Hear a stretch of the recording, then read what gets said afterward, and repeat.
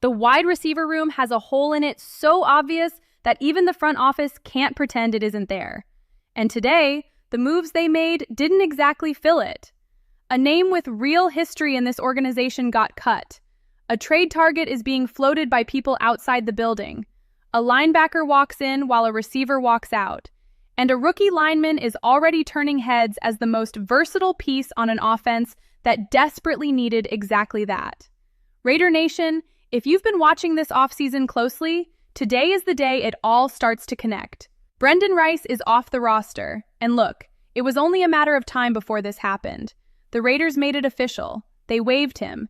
And while his name carries real weight in this organization because his father, Jerry Rice, is a Hall of Famer and a Raiders legend, this is a football team with a rebuild on its hands, not a legacy program. Brendan had his shot. He landed on the practice squad late last season, did enough to earn a futures contract this offseason, and still couldn't separate himself from the competition when it counted. At 24 years old, he has appeared in 3 games total in his entire career, all with the Chargers in his rookie season. He also had stops with the Patriots and the Seahawks before landing in Las Vegas. The Raiders gave him 2 real chances, practice squad, then a contract, and he couldn't lock down a roster spot either time. That is the reality of this league. Now, what makes this cut complicated is the name itself. Jerry Rice is not just a Hall of Famer, he is part of Raiders history, and that connection means something real to this fan base. Nobody in Raider Nation wanted to root against Brendan. People genuinely wanted to see him make it, not just because of who his father is, but because a story like that writes itself. Son of a legend, playing for the team his dad helped define, carrying the silver and black into a new era. That is a story this fan base would have loved. But football does not care about storylines. It only cares about what you do between the lines. And the production simply was not there. The Raiders acknowledged he is a talented player, and honestly, that feels true. USC receiver, legitimate athleticism, the bloodline is obviously there. He could find his way back onto a roster somewhere, maybe even get another shot here down the road if the roster situation changes. But right now, Brendan Rice is headed toward free agency, and this team is moving forward without him. The last name got him in the door. It just wasn't enough to keep him there. The receiver room has one real answer being discussed outside this building right now, and his name is Joshua Palmer, a veteran sitting on the Buffalo Bills roster who Christopher Knox of Bleacher Report says the Raiders should go and trade for before this season gets underway. The case makes sense, and it is worth breaking down. Palmer is 26 years old. He signed a 3-year deal with Buffalo ahead of the 2025 season, and his debut with the Bills did not go as planned. 12 games, 22 catches, 303 yards, 0 touchdowns, an ankle injury that eventually sent him to injured reserve before the year was out. That is not the player who built his name with the Los Angeles Chargers. In 2022, Palmer caught 72 passes for 769 yards and 3 touchdowns. He then followed that up with back-to-back seasons of at least 580 yards in 2023 and 2024. You do not throw away a track record like that because of one injury-wrecked season. Buffalo went out and added DJ Moore to the receiver room this offseason, and that move alone tells you everything about where Palmer stands in that organization right now. The writing is on the wall in Buffalo. Knox acknowledged that bigger names like A.J. Brown and Brandon Ayuk will draw more attention before Palmer does. But Palmer would cost this team significantly less and brings far less baggage than either of those situations. The contract sits around $29 million total. And here is what this actually comes down to for this team. If Palmer lands in Las Vegas, he becomes the #1 receiver on this roster from the moment he arrives. Not a complimentary option, the #1 target. That matters more than people are saying right now, because Fernando Mendoza is a rookie quarterback walking into his first NFL season, and he needs a proven veteran on the outside who knows how to get open, how to win contested catches, and how to be reliable when the game is on the line. The Death Star needs real weapons.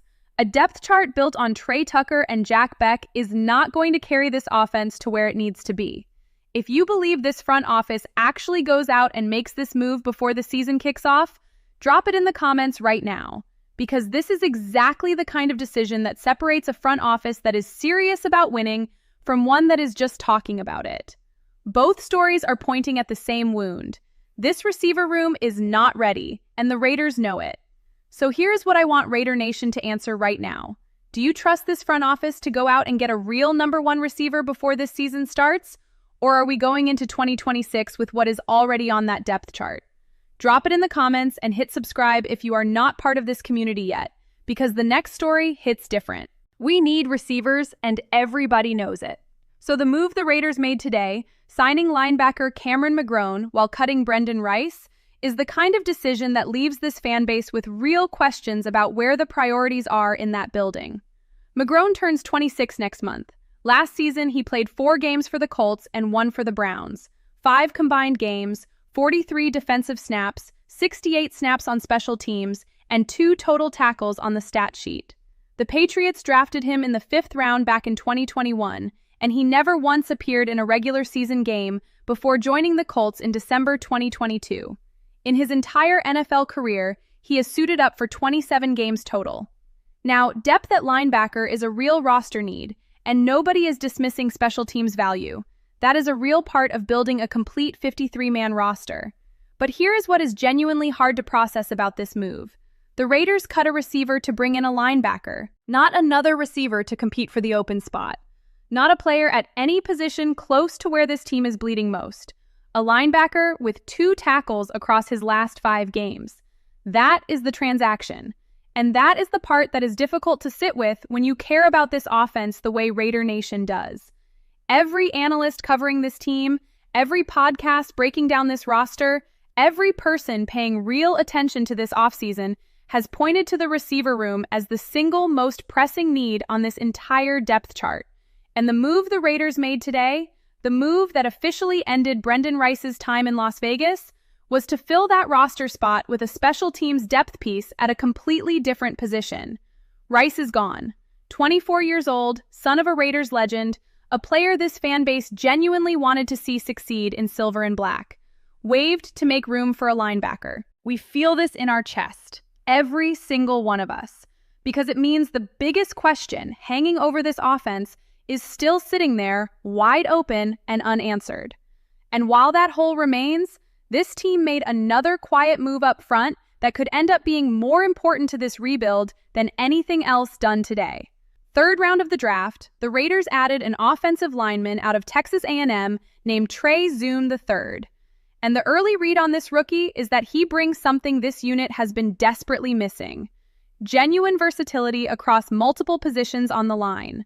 Zuhn spent the majority of his college career at left tackle before playing over 100 snaps at center late last season.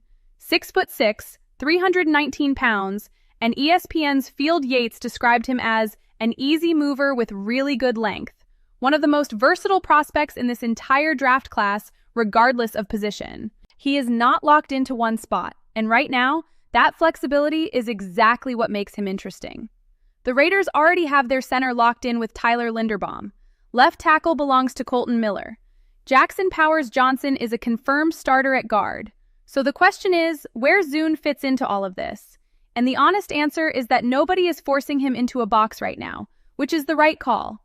Lance Zierlein of NFL.com wrote that Zuhn could have a long career in the league as an interior starter with tackle versatility. The one real criticism on him is arm length, 32.5 inches, which falls below the preferred measurement for a left tackle in the NFL. But as an interior piece who can also slide out to right tackle when the situation calls for it, that concern shrinks considerably. Field Yates specifically called him out as a day 2 or day 3 pick with immediate impact potential. And with the right tackle competition between Zuhn and DJ Glaze still open, that timeline feels real. Glaze deserves a legitimate shot after everything that went wrong up front last season, but he is not walking into that starting job without a fight. Zuhn III is going to push him every single day in camp, and that competition is exactly what this offensive line needed, because last year, this unit was the single biggest reason this offense never got off the ground. Linderbaum stabilizes the middle, Miller holds down the left side, Powers-Johnson brings toughness at guard, and now Zuhn gives this group something it never had last year, the kind of depth and flexibility that makes a unit built to last. 4 stories, 1 question. Is this front office going to fix the receiver room before week 1? A receiver got cut, a linebacker walked in, a trade target is being floated, and a rookie lineman is bringing versatility to a line that needed it badly. The pieces are moving. The biggest piece is still missing. Drop your take in the comments and share this with every Raiders fan you know, because this conversation is bigger than one video. Brendan Rice is gone, Cameron McGrone is in, and the receiver room is still broken. Joshua Palmer is out there waiting, and Fernando Mendoza needs a real weapon before this season starts. Trey Zuhn III is quietly bringing the versatility this offensive line has been missing for years. The pieces are moving, but the most important move hasn't been made yet. This front office knows what Raider Nation expects. It is time to go and get it done. Drop your take in the comments. This space belongs to everyone who lives by just win, baby, and never walked away from the silver and black.